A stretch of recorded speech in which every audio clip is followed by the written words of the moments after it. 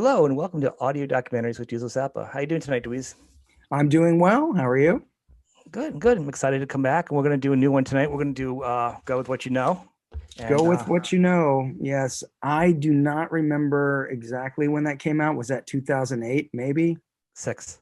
2006. Okay. Yeah, So time it's what you flies. know. Yeah.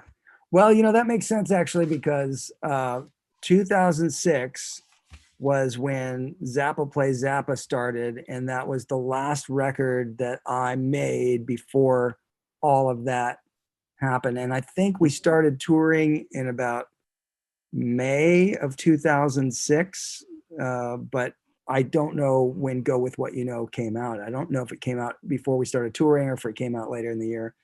But nonetheless, we can talk about the songs, which I Yes. might remember more details about the songs than I do about when it actually came out. All right. We will. I'll ask you what they call in the industry the soft questions, and I'm going to air quote. No. Okay. Actually, I saw something today. Not directly to you, but obviously, I saw a Frank question, and maybe you could answer this one. People are saying, and they would say, they notice that live Frank would play the songs in different tempos. Do Yeah. you like? Do you know why he would do that? Just because that's how he's feeling? He'd like to change it up, or was there any particular reason why he would change his songs around? Like on the record, did he play live? He played like half speed or full speed, or It really depends because when the songs are slower, it's usually a newer song that the band hasn't played before, and they're building up certain tolerances for if it has really difficult parts in it. yep. They'll always start it at a slower tempo so that it really starts to sink in. Hmm. And then by the end of the tour, that might be the fastest song in the set. Okay. But there are times when you'll hear versions of songs like I believe it's the Helsinki concert where they start off the song Montana. My dad counts it off, and you hear some fumbling with the actual opening snare fill and other stuff that's happening. And my dad stops it and makes them start it again. So he counts it again, same tempo, and same problem happens. And then you hear him have a conversation with Ruth Underwood, who's doing some of the percussion. She's saying, "It's too fast." And he says, "It's too fast." And then he goes, "Okay, 1, 2, 3." And he counts it off at the slowest tempo possible. And the thing about that is it's much, much harder to play Slow. something super slow than Yeah. it is faster. I mean, Faster. depending on, No, I get it. There's how mistakes you can make. challenging some of the fastest parts of a faster song are. But relatively speaking, the the slower tempo stuff is harder to Mhm. have a good feel because there's so much space in between the beats. Yeah. Then it was. It Yeah. was. It was actually on your site. It was on the forum. People were kind of questioning why sometimes because usually the answer is generally as you're playing. And most bands get excited. You're live. The adrenaline. You play things faster, and it's just how it is live. But Frank always had a plan for everything, and you know what I mean. He always did things specifically. So Well, he there's rearranged more a to lot that, of songs to hear different instrumentation for songs, right? or he might have new parts that he would put into Yeah. things. So tempo is just another area which he could tweak the song so it has a different kind Yeah. of feel. But generally, I think if it's a song that had never been on a record and they Mhm. just learned it at sound check, you'll know when there's a slow version of it, it's early on in the band's experience with learning the song. That's Excellent. pretty standard, but there may be times when he might just decide, yeah, let's turn like a song like Pygmy Twilight, the version that he does that he called the Quaalude Thunder version. That Hmm. one tends to be really slow because the joke of the Quaalude Thunder is the big giant tom fills that are kind of just rudimentary thud like plodding fills, Hmm. but it's the idea that you're on a downer, like that's why he jokingly called it the Quaalude Thunder Okay. uh, version. So sometimes it's for effect to give it some weight to it or make it have a certain kind of sensibility because that song played much faster is a totally different animal. Well, that's actually one of the songs I think somebody used. That was kind of an answer. So I hope that answers people's questions that had that out there too, or who was thinking that question. So thank you for that Yeah, one. sure. So this album that we're going to talk about is mostly instrumental. Yeah. Except for Love Ride, I pretty much. generally have too much on my mind when it's coming to playing the music, and having to step on pedals and change presets Right. and all that stuff is just too much to focus on. Plus, at the Hmm. same time, in the very beginning, I didn't have any intention of trying to present myself as stepping into my father's shoes Yep. and taking on all the same responsibilities or roles that he had in the music. I much preferred the idea of just being part of the ensemble and bringing the music to life in a way that was commensurate with what he had done. But it wasn't about me. It was never about putting the focus Right. on me. It was about putting the focus on the music. So, one of the ways to really present it properly, my feeling was uh, for me to just be part of the ensemble.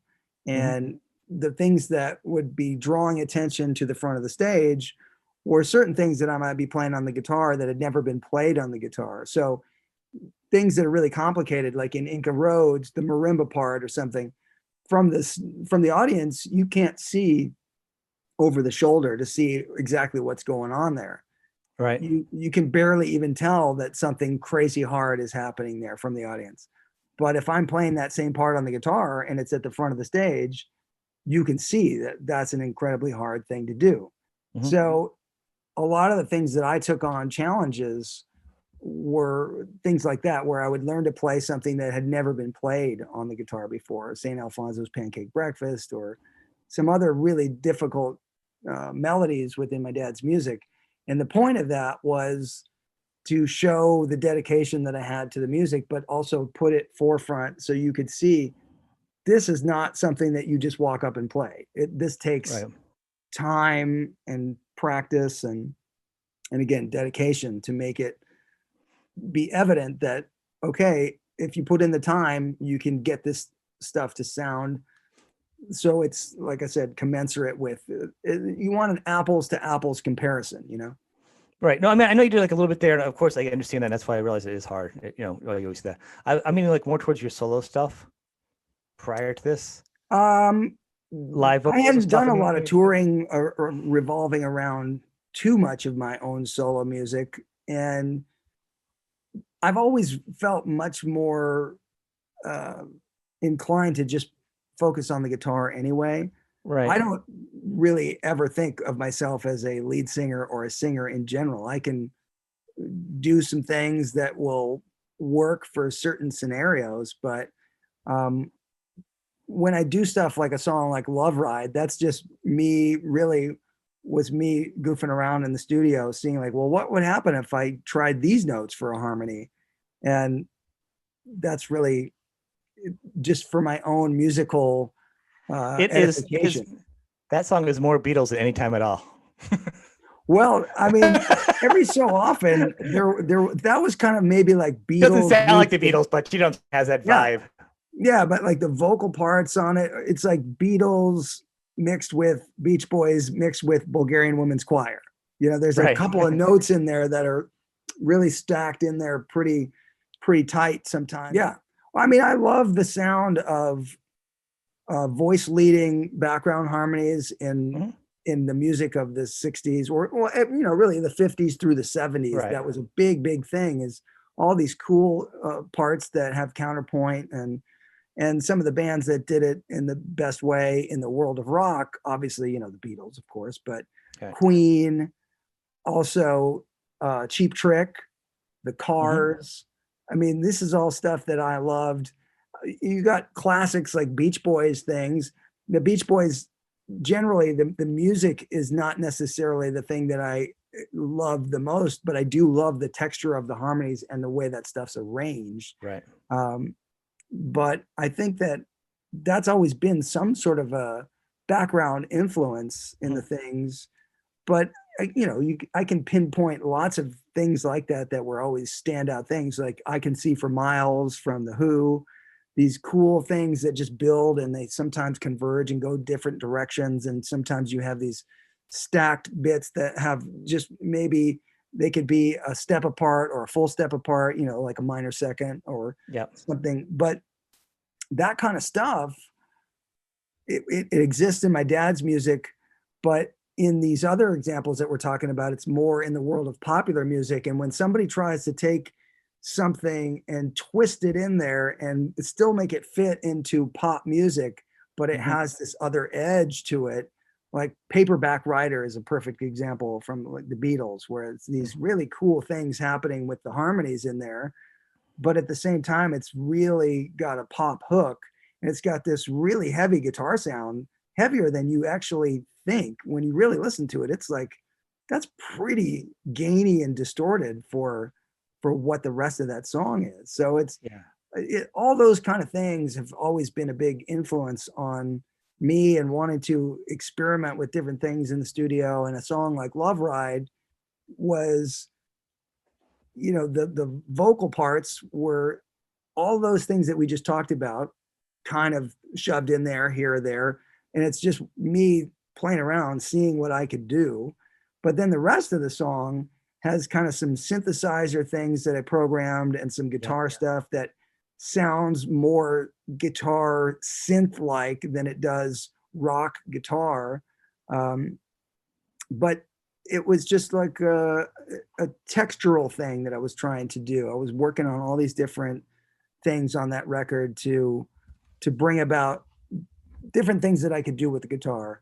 And so there's even some little acoustic guitar bits, and that was my first foray into orchestrating stuff, using orchestral samples and other things which show up on the record for the first time. There are a lot of other stuff in there too. Just being an instrumental album does not take away from all the other pieces, parts of it. You know, there's a lot to it, but there's not a lot out there about you just talking about you singing and doing vocals and anything. And you know, like I said, you really didn't tour on it. So I do think you use your voice as like as a texture to go with a song. I mean, you have a good voice, but like you're not going to try to sing something like Dragon Master. You know, I couldn't sing that one. No one could sing that. Although the thing about a song like Dragon Master, my favorite elements of that are the Ronnie James Dio isms in it, where there's these heavy metal pronunciation things that are over the top. So a word like light gets an extra syllable at the end of it. So it's like light, you know, it's that kind of stuff. So when Sean was singing it, the guy that was singing in the studio, I was always telling him, oh, you got to add the extra syllable for these things, which it wasn't normal or natural for him to do, but really wherever I could, I would make him add that kind of thing, you know, so it's the fist and the light, you know, that kind of stuff is so heavy metal and hilarious. Blues has a credit for acoustic, but it has your dad down a credit for acoustic.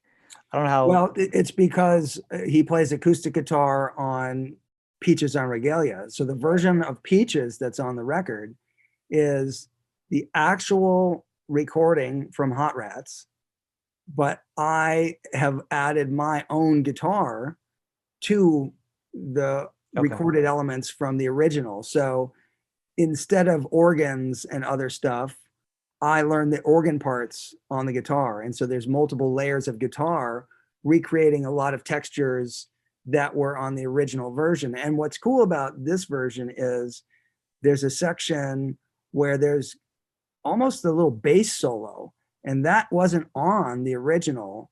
And I brought those tracks up, and it's my dad that's playing those little bass solo parts. And it's a really cool section, but in that section, I also did something where I reversed some of the percussion. So there's a kind of this weird feeling where it's all kind of just moving around in a strange way. And then you hear this pretty cool bass solo part. And when we were doing the Hot Rats tour, Adam Minkoff was playing that bass solo part on the guitar. He was using a sound that made it sound similar to the sound my dad used on the record. And so that got a feature in there where it wouldn't have been before. So it's a cool version of the song. But the other thing about the Peaches version is when you hear it start, there's this sound where it's playing the opening theme of it, the harmonies that you hear. It's an acoustic guitar that I've done all the harmonies, but I've reversed it so that they sound like a bowed instrument. They're all swelling up, and I've distorted them and added some EQ and some reverb so that you can't really tell what instrument it is. But it started off as an acoustic guitar, and I did all the harmonies and then reversed it all. So it sounds like a weird little orchestra. And then you hear my dad come in and he's doing the slate. He's talking to the band before they record it. And he's like, okay, try that beat. Or he says something like, about mentioning, try that beat again. And then you hear the song start, and it's, whatever direction he had given the band, you can hear them go for at that moment. And then it becomes the new version. So you hear my dad talk on that twice, because at the end he's like, okay, thank you. So it's a cool thing because you get bits and pieces of the original, but then you get these textures. So the acoustic guitar part is his original acoustic solo, but he's panned, I think he's on the left, and then my guitar, which is an electric guitar, where I'm playing his SG, the one from Baby Snakes, and I play note for note along with him. So it's exactly what he played, but I'm playing and he's playing, two different guitars, years apart, all this stuff. But it's a cool piece, the way it all came together. Know It Pure. Now that one, it's a guitar solo, and at the time I had done so many changes to my playing because I was learning to play a lot of my dad's music, and that required all this different kind of picking, which was this almost circular stuff because it's these sweep picking kind of things, and then there was some hybrid picking. But prior to all of that, I used to do a lot more Van Halen style tapping on things, and that particular piece was maybe the last thing that I ever had been working on that required some kind of extra, more than one finger tapping kind of stuff. So the whole solo is a two-hand tapping solo.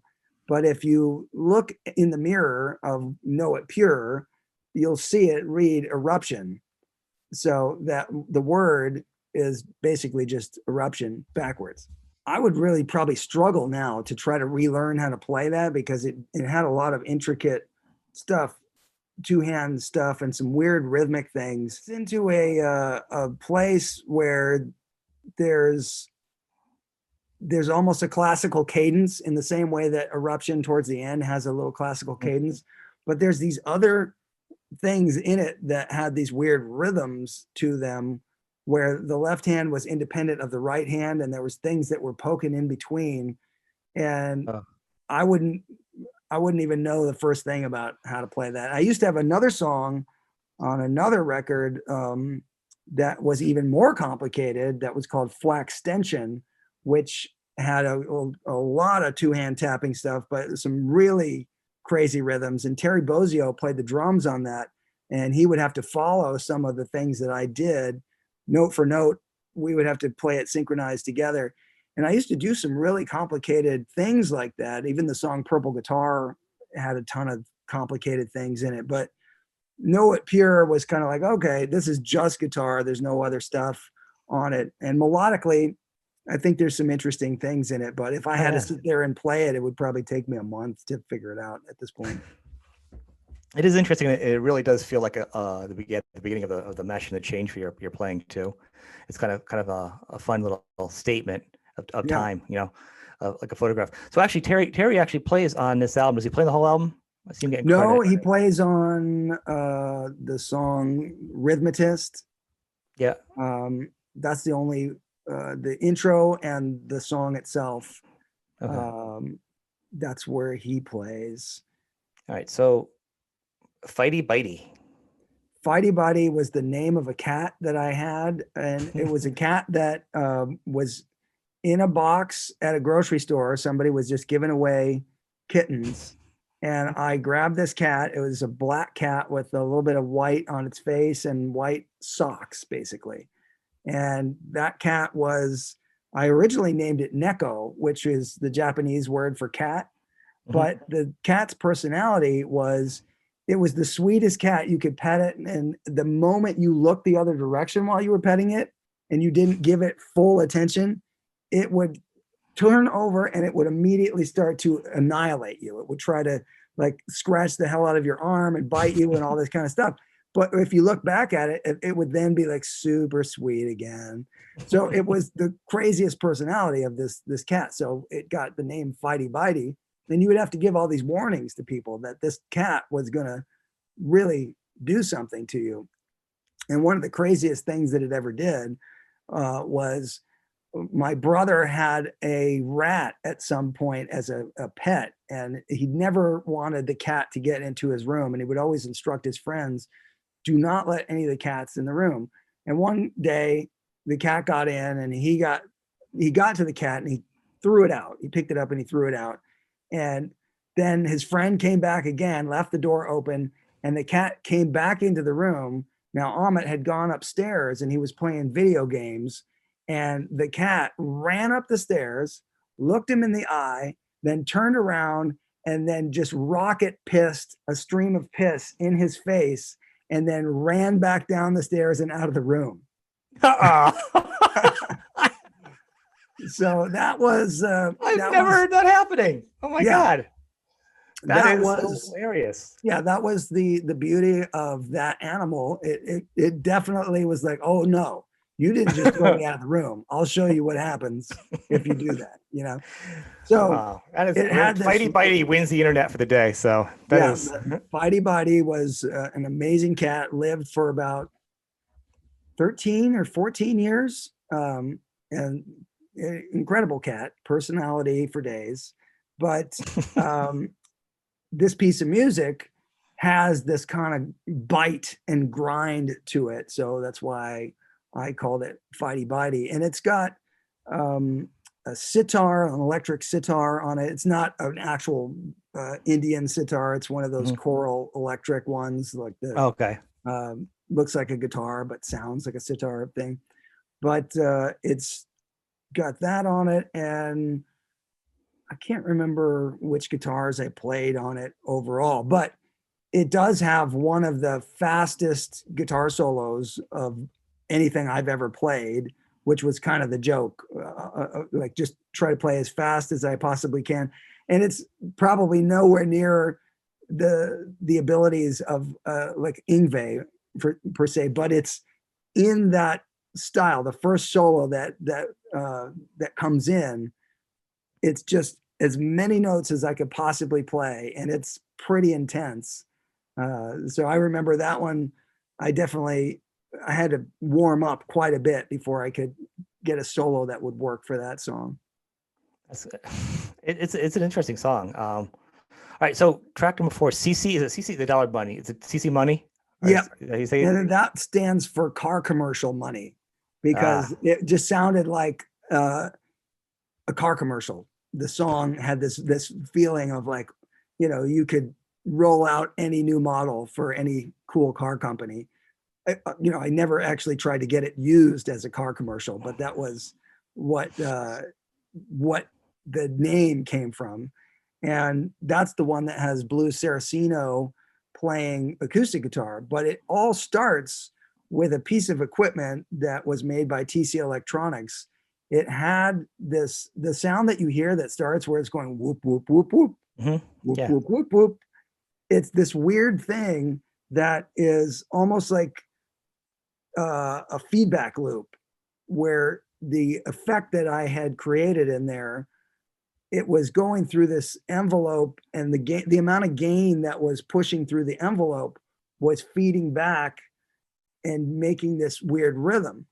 And so I just recorded some of that, and I used that as the main core of the rhythm of the song. So the riff was built around the feedback of that effect from the TC Electronics thing. I don't think you've ever written just a regular song, have you? Well, I have, but this record was my first real solo album where I did everything. So most of the tracks I'm playing, I don't play drums, but I do some drum programming on some of these songs. I play bass on some of the songs. I put synthesizer things, and I don't play keyboards. I just program that stuff in, and the orchestra stuff. So it was pretty much me learning how to use a computer and making that record. That was like, okay, I've never done this before, so let me try this. And so I was trying all different things to create Ludimus Maximus. So that one was I just decided, how could I write some classical music? I don't have the ability to look at a page, take out a pencil and write on staff paper and do this. I never learned to do that. So what I did was in a MIDI project, you can just kind of draw some shapes, and you're basically making musical notes on staff, but they're digital blips on the screen, and they're all controllable. You can move them, you can lengthen them, you can shorten them, you can do all this stuff. So I essentially just made a block of time, I don't remember, like a minute and a half or something. I said, okay, I'm going to give myself a minute and a half. I drew some shapes, and then I listened to it, and I said, okay, I like that. I'll move that here. I'll lengthen that. I'll do this.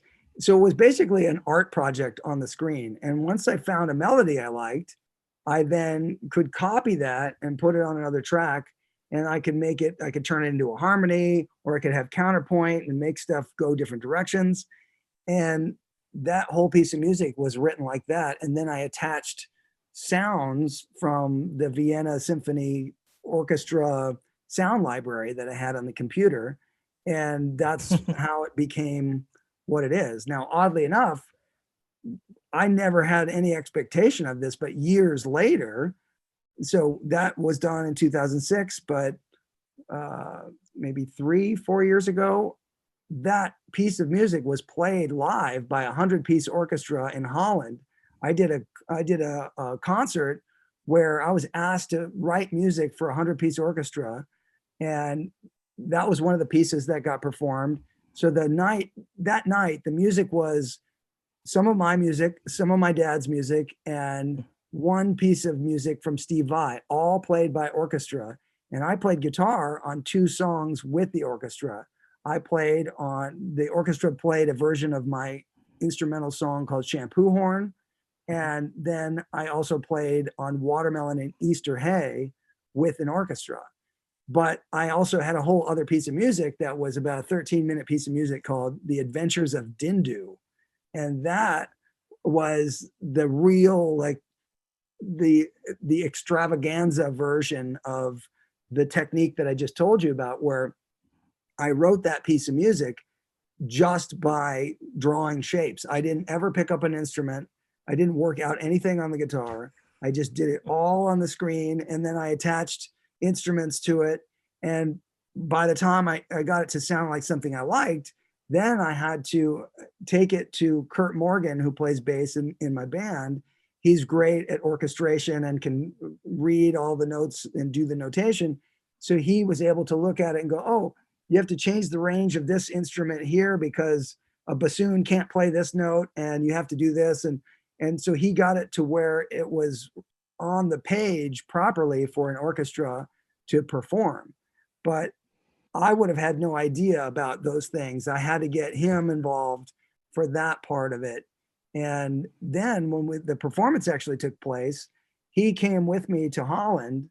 And when we were talking with the conductor, he was the guy who was basically the translator, the musical translator, to go, oh, okay, in the score on page 14, bar 37, this needs to be this, and we have to do this articulation or whatever. And he could talk to the conductor to be able to translate what I was going for, because I didn't have that ability. I wrote the stuff, but I didn't have the background of the training to be able to do that. So that's the thing that was amazing about my dad, is that he did have all of that, and he could conduct it himself if he wanted to. Where can anybody see this or listen to it? Is There it out is somewhere? a planned release at some point. What I want to do is I want to mix it in Atmos, like the surround, so it can go around your head and up and over, and do Yeah. something really interesting with the whole orchestral thing. But there were a few pieces of music that I did, and it was with the NNO Orchestra in Holland. We played 2 live concerts in 2 different Mhm. cities in Holland, and but that's something I never would have been able to do had I not done years of playing of my dad's music and really got into the idea of what works well when musicians play together, how things are arranged, the frequency range of instruments, and then the knowledge of just being able to manipulate stuff on a computer well enough to be able to hear things, even though I didn't have the technical ability to write it on a page, I could still get the job done to make the music I wanted to hear. So it was a really cool experience, but I want to do more of that. I'd love to do film scoring stuff at some point. I'd be interested in doing that for any kind of situation. And I have done TV music many times in the past, even all the way back to Pee Wee's Playhouse. I did a bunch of scoring for probably 7 or 8 episodes of Pee Wee's Playhouse back in the day when that was on in the 80s. And Really? I've done other TV theme songs like the Ben Stiller Show, which won an Emmy. So I did the theme song for that, and some other TV shows where I did music. But it's all a crazy process of you got to learn a little bit, just enough to get you to where you can start to function in those areas. That should be your calling too. Emmy award winning songwriter of Ben Stiller. Everyone's like, who? Yeah. Be the most obscure reference too. Sorry, a little sidetrack. Yeah. But back to the music. It actually, listening to it, I'm like, it sounds so huge even back then. I'm like, it sounds like the beginning of like a J.J. Abrams movie or some kind of like Charlie's Angels 3. It's just like, yeah. The song sounds so huge. That's why the name. A lot of the influences I've had in music have come from movie music. I love the music that John Williams has done on, obviously, Star Wars, but Jaws is so evocative of. They're intrinsically tied to the films, but you could still walk away and the music still affects you, and you have an emotional response to this stuff. Obviously, because you might really love the movie too, but you can hear it as a piece of music and appreciate it for what it is texturally, like the stuff he did for Indiana Jones, even just the he's amazing with themes, but the interstitial things, like if you watch the scene where there's all those snakes in Indiana Jones, the music that's created for that with all the dissonance and the weird little things. But when you think of it, and it's acoustic instruments that are bringing you this content that conjures emotion and power and whatever, like there's no distortion, there's no electric anything. An orchestra can be so incredibly powerful with images or things and how it connects to your experience.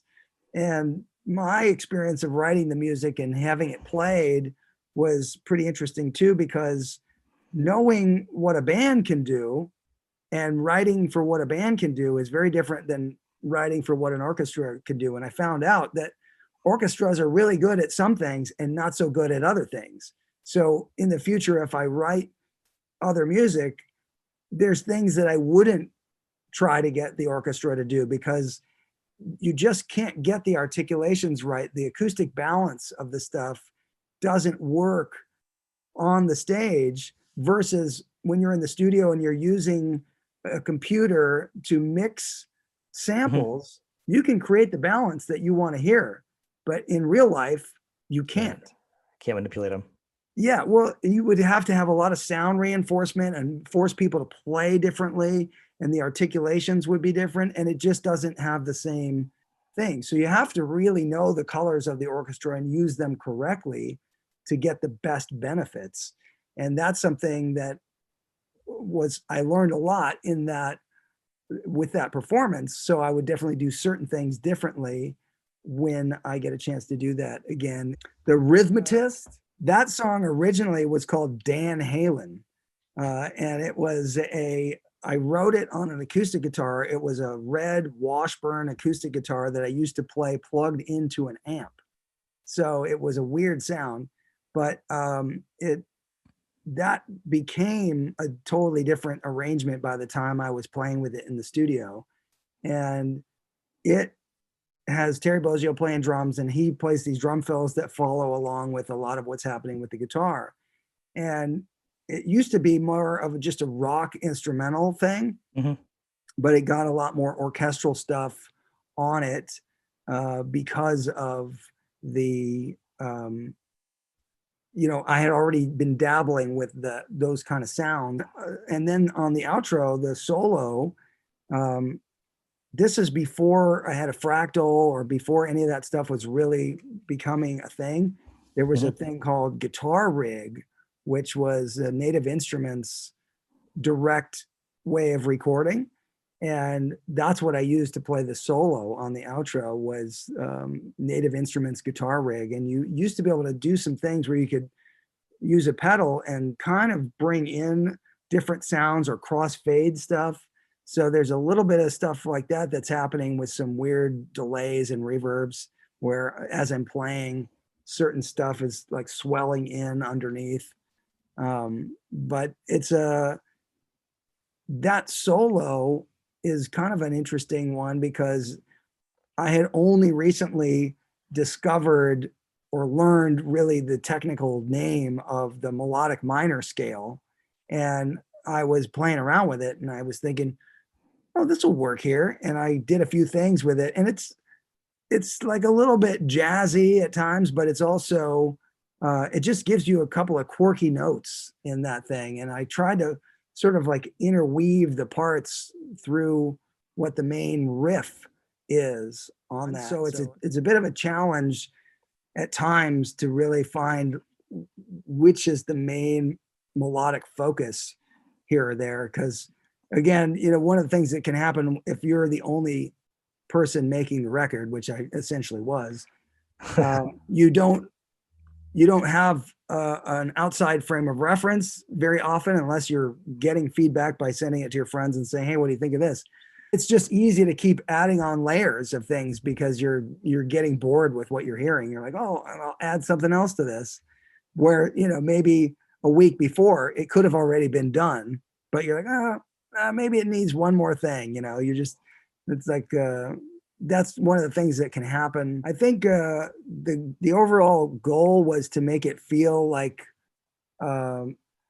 almost a movie soundtrack, because it starts off with all this space kind of stuff. It's got, before Love Ride even comes in, there's a sound that is intended to make the sound of like a jet, a satellite that's just lonely in space, and it's like banging off of stuff and hitting some asteroids or something.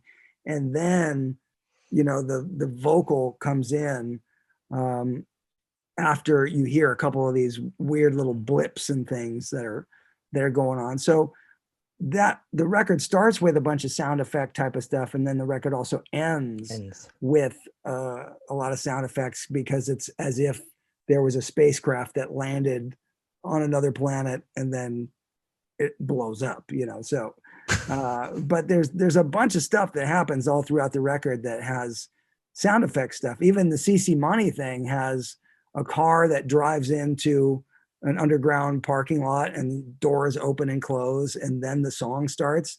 And that was the hint of the car commercial thing. So it's just little thematic bits that are in there. And I wouldn't have even known that. I mean, it sounds good on its own, but without knowing the backstory, like it really makes it much more of a, it's more of an event now than just an album. Great title here, Thunder Pimp. I mean, I don't even know how that wasn't a superhero. That would be a pretty good superhero, yeah. Or spirit animal. Yeah. Somebody. So the spirit animal that came up in one of the Running with the Dweezil episodes. I did an episode with with Satchel, and we were talking about this TV show. I couldn't remember the name of it, but somebody then wrote in and said, "Oh, Manimal," but the power animal or your spirit animal. That's what this show was, where people would transform into their, So in the Satchel episode, we start talking about. I asked him to say who the members of Van Halen would be, which power animals would they transform into, and then also which power animals would his band Steel Panther transform into. So that's actually a pretty funny part of that particular episode. But when you talk about like Thunder Pimp as a power animal, that's that would probably be a pretty tough one to figure out what Thunder Pimp would actually look like. But the sound of it just, the song came about, the title came about because I'm using the Steinberger guitar that's tuned to the lowest tuning with that trans trem thing. I think we talked a bit about that with Confessions. So it was tuned to B below E, and the strings are really floppy. And I was playing a part that almost sounds like a slap bass part. It's not the same technique, but I was kind of plucking on the strings a little bit. And it's got a really quirky time feel to the main riff in the verse. And that was, when I played that, I thought, this just sounds like a pimp. This is like, it does feel like, walking on the streets of the 70s. It's like, boom, boom, boom, boom. Yeah, but then it's like, it's really tuned really low. So the thunder of this low tuning. So it was like Thunder Pimp would be a good name for this song. And that's where it came from. It works. It fits perfect. Blues plays on that. We do a little outro trade, couple solos together on the outro of Thunder Pimp. So you hear us go back and forth, different guitar sounds happening. Again, I played the Native Instruments guitar rig for my guitar sound, and Blues was playing through an amp. I don't remember exactly which amp, but there's a lot of crazy stuff. There's one really crazy lick that I play in it that I have no idea what it is. You hear it go by. It's like one of the last licks that I play, but it's a finger tapping thing, and I have no idea what it is. I hear it when I listen back. I'm like, man, I don't even remember doing that. I don't know what that is. That's kind of awesome, though. Yeah. So how long did it take you? So knowing how you and Blues are, it take you 2 hours to record it, and then 3 days of just mayhem and tomfoolery? Well, the thing about what I used to do with Blues all the time, and what I'm looking forward to doing again once I have a studio up and running, is we used to get together on a daily basis and just say, okay, we got an hour. What can we do? And we would record sometimes a few improvisational songs, or we would just do a song from top to bottom. But the goal was like put a stopwatch on and just see what you could do. And so Thunder Pimp, the riff and all that stuff, I had recorded along with a drummer, and then I can't remember if I played bass on it or if Mark Meadows, I think, might have played bass on it. But when Blues came in to do the guitar solo, I mean, we did all that stuff probably within less than an hour. It was just, goofing around. Okay, got it. Song's done. Yeah. All Roads Lead to Inca. Now that the backing track came from, we were rehearsing for the first tour at the Utility Muffin Research Kitchen at the time. So while we were playing a version of Inca Roads, I just took one of the rehearsal performances and I recorded a new solo over the vamp that was for Inca Roads. So that vamp section there is from a rehearsal, but then I just put a solo on it, and it has a combination of a couple of different amps. And then I did some effects processing afterwards that at that time I was trying to chase that Dynaflanger sound, but I didn't quite know how to make that sound. So I was using certain things to get close to that sound, but it's not exactly that sound. So it's like an experiment in getting the dynaflanger sound, or learning how to reverse engineer that dynaflanger sound. So what you hear there is one side is fairly heavily chorused to knock it a little bit out of tune compared to the other side, and it's not the same as the Van Halen version of that kind of stuff, where he used the H910 harmonizer in the back in the day, and then it's kind of that micro pitch shift thing. So this is a little bit different from that micro pitch thing. It actually has more of an LFO to it, and it knocks it out of tune a little bit more extreme at times. So, but that's what I remember from doing it. But I had a Bassman head, like a blackface Bassman head, and a Cornford amp that I split my signal, so I was recording to 2 amps at the same time, and and I was using the SG that was the original one that I used on all the first years of the tour, this kind of walnut colored SG. It's in the DVD, and I only stopped playing that guitar as soon as I got the Roxy SG. So that guitar was pretty much, I had maybe 600 or 700 shows on that that one guitar. That's crazy. Is it like locked up now? I have it, and it's one of the only guitars I've ever owned that actually got some fret wear on it from being played so much. I've never had any guitar that ever needed any fret work done, because it just, I didn't beat it up that much. This guitar actually has like rusted parts and things from like just actual wear and tear of being on the road and being under lights and all this kind of stuff. So I played it maybe about a month ago just to check it out. It's still a great sounding guitar, so I'll probably start playing it again soon. So Electroacoustic Matter is the next song, and that one gets its name because it's got electronica mixed with acoustic guitar. So it's got some synth programming and some loops and different things that I wanted to try out. And then I had a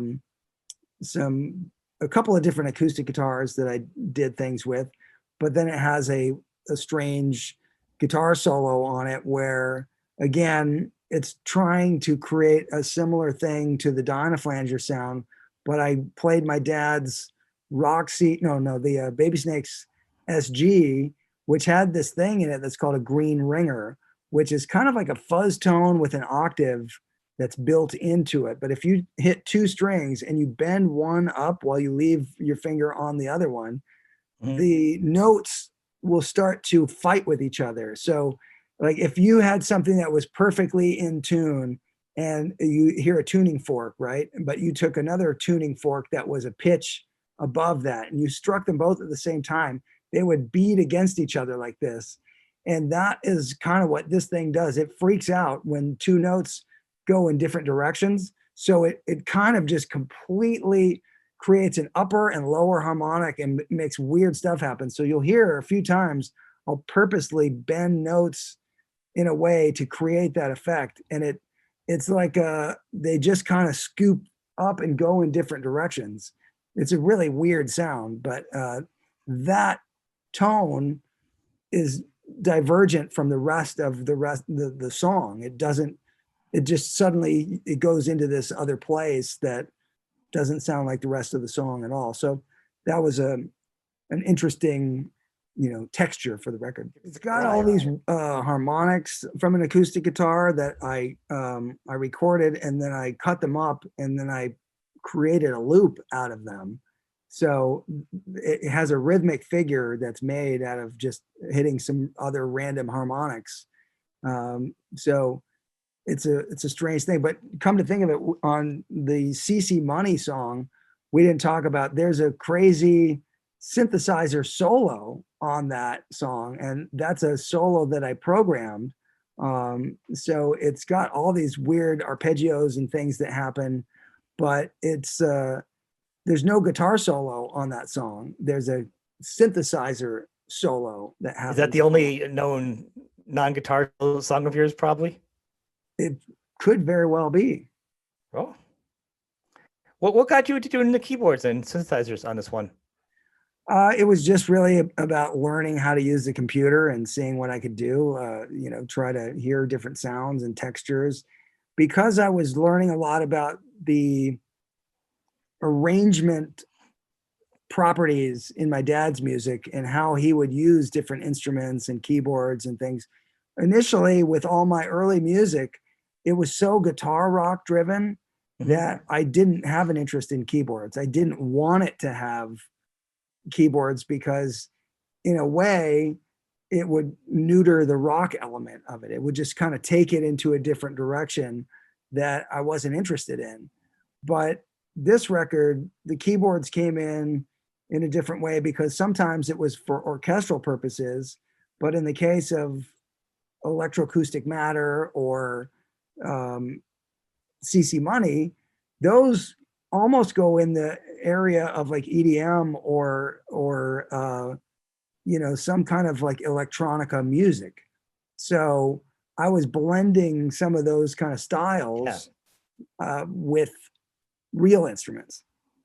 So The Grind is a song that it started off. I used to have a Gretsch Sparkle Jet Silver Sparkle guitar, and it was the only Gretsch I ever owned, and I only recorded one song with it, and it was that. And then I ended up selling it a year later, but I had it for a short period of time, and I had gone into a Guitar Center and saw it on the wall, and I had a friend that worked there, and I said, "Hey, let's grab that guitar and try it out." And it had a certain kind of sound to it that other guitars just didn't have, but the neck felt a little weird. It wasn't a great rock guitar. Like it couldn't fly around on it that well, but it had a cool sound. So that one main riff is made from that particular guitar. And it started with just that guitar and drums.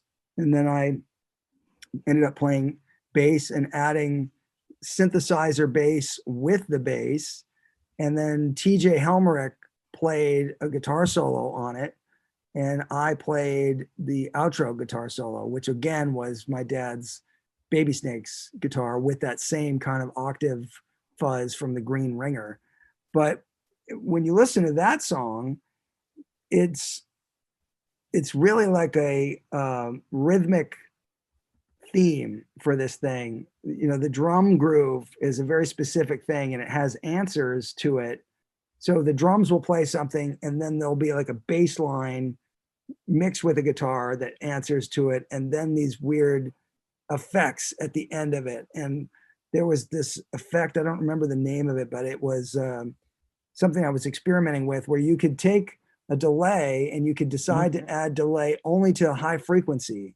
So it's not just taking what you hear and making repeats. It's only the highest pitch of that frequency range. So it ends up sounding almost like sprinkles of reverbs that get thrown out. And then I took that and I made it get knocked out of phase, so it goes super wide on the outside. So it was a sound experiment to do these things. So when you check that out, that one's kind of interesting in headphones because it feels like it jumps out super wide on sections. There's a riff in that too, or an effect that sounds really heavy. Yeah, there's an octave, a low octave mixed in. It feels like a Ozfest Terror riff. Like it just feels like the tone on that is just so deep. I mean, it's not like it's a heavy crunch, yeah, but it's the heavy riff, like the Beatles. So heavy, like it's heavy, but not actually being heavy. Yeah, that section, because the drums almost have like, it's a rock feel, but it almost has not exactly a hip hop drum sound because the bass drum doesn't have the hip hop thing, but the snare drum and the rest of the stuff is more like drum loopy sounding. So like almost a hip hop sound in that way.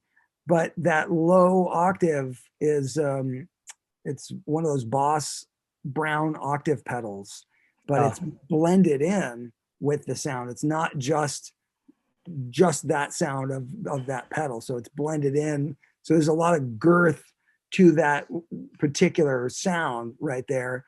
And then it goes into the outro thing, which has this almost hypnotic repeating thing. And if you listen to the outro, at a certain point, what I started doing with the bass part and the guitar that's happening there is I would cut out parts of the phrase. So it was almost like it was being gated, and it would really only go with certain drum hits.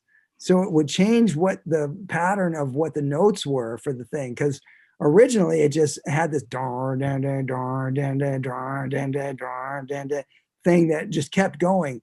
But the way it gets edited, it starts going, dirt, dirt, dirt, dirt, dirt, these little things that kind of like pop out that only happen for certain stuff. And then the guitar solo is interweaving through that. So has all these little nuances in it that weren't in the first half of the song. With some of those sounds, you've talked about, like, artists and guitar players always trying to chase their tone. Yeah. There's a couple tones in there that a couple heavy metal bands could like live off of that you created in that song. It was a pretty heavy tone there. Yeah. It could be like a sound of some guy. You know what I mean? I think you created a couple sounds for some people in there. It could. That one, I do remember liking that sound. That was part of my old guitar rig, which had a bunch of analog pedals and amps and stuff.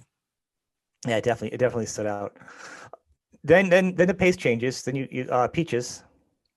Yeah, which we talked about a bit. It has that whole thing where the grind ends up kind of getting washed over by a wave of actual sound of water and some other stuff.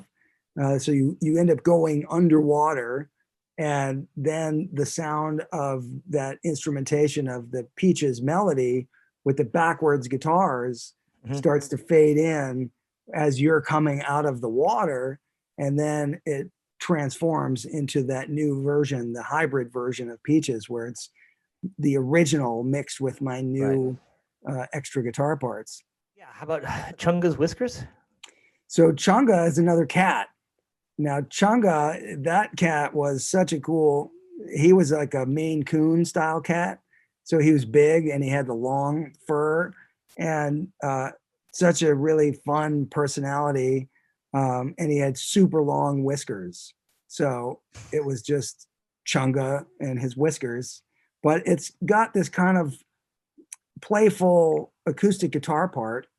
And again, it has a little bit of that electronica kind of thing where it's a blend of some drum loops and some synthesizer type of things, but with acoustic guitar. But then the acoustic guitar has a certain pattern to it. And you know how when people sing a song like row, row, row your boat, and they start at different times, and it has this weird way of working itself out, goes in rounds, but then it eventually comes back.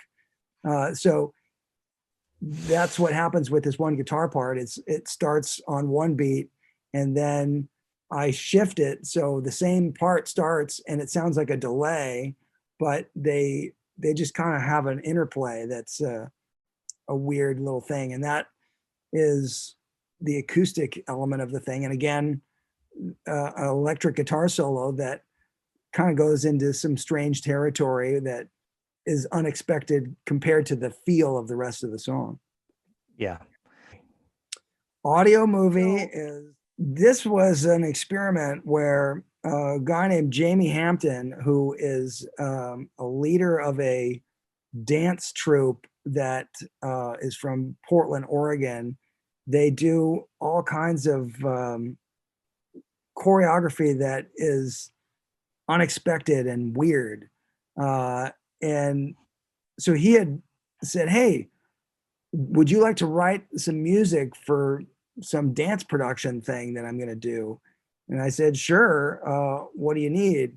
And he sent me a piece of paper, and on the piece of paper, it start and end.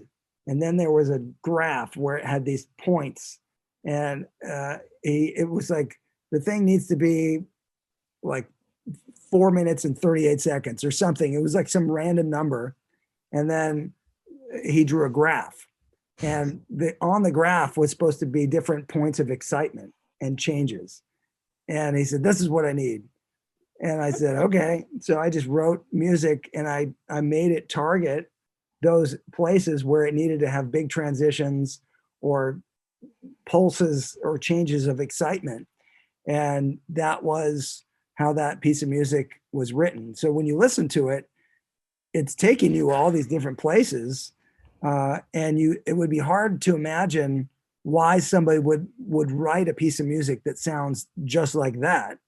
But then if you take into consideration the graph, it makes perfect sense. Well, and I was like, I didn't know we were going with this one. I was like, all right, I got Yeah. a question. Well, Yeah. that makes sense. It feels like you could match it up with your MIDI playing in your orchestra. You can kind of just match the sheet up and kind of just trace over it. And Yeah. All it was trying to hit targets of on the graph timing wise.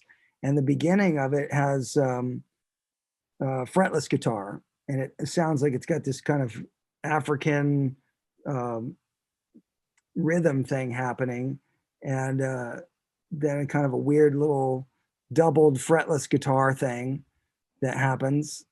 And later on, there's a kind of a wild ride of quintuplets that happens, and the rock part kicks in, and the towards the very end of that rock part, I play this really fast whole tone scale thing, which almost sounds a little bit like The Simpsons. Um, yeah, and but there's also on this song like probably the closest thing you would ever get from me that sounds like a jazz fusion solo. The first solo in the song, I played a 336, which was like a small version of a 335. Mhm. And I just recently had sold that guitar on Reverb, but it was a beautiful guitar, and but that was the main thing that it ever got played on. That and one other thing from a song from Confessions that never came out, which I put overdubs on later.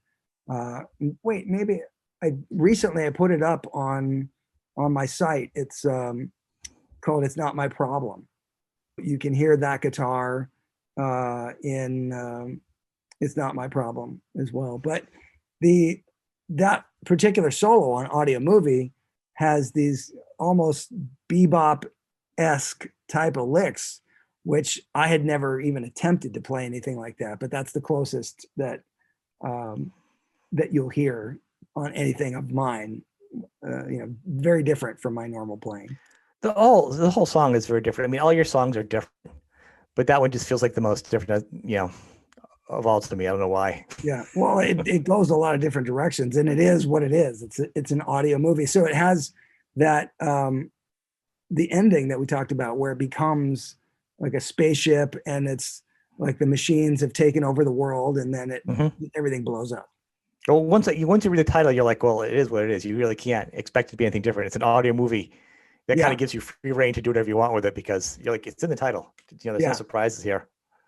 yeah. Did you have any extra tracks from this that you didn't put out, or maybe now you're putting stuff on your website? Did you have extras that you kind of? I had some other stuff around that time because around that time I'd also made a lot of music for the Extreme Music Library, which is music that gets used in movies and commercials and other Not with the stuff. band Extreme. Not with the band Extreme, yeah, but They have the their Extreme library. Music Library stuff. Some of the songs, like uh, Chunga's Whiskers and Electroacoustic Matter. Some of those things ended up in TV shows, even the Rhythmatist. So, it wouldn't be surprising to be watching Discovery Channel and hear some of that stuff pop up from, time to time. That's great. That's pretty fun, actually. A little fun little fact there. Yeah. That was awesome. Well, I want to thank you. It's been another awesome learning experience. Thanks. Well, Uh, it's kind of funny to try to jog my memory on some of these things. your memory Um, is pretty good. yeah, I don't remember which amps I specifically used on a lot of stuff, but uh, I still was using my Wiggy amp at that time, the one I developed with Peavey. So that's on a few different things. Um, that one particular, the Wiggy amp, I put a song out on my website called Cartoon, which is Mhm. Cartune.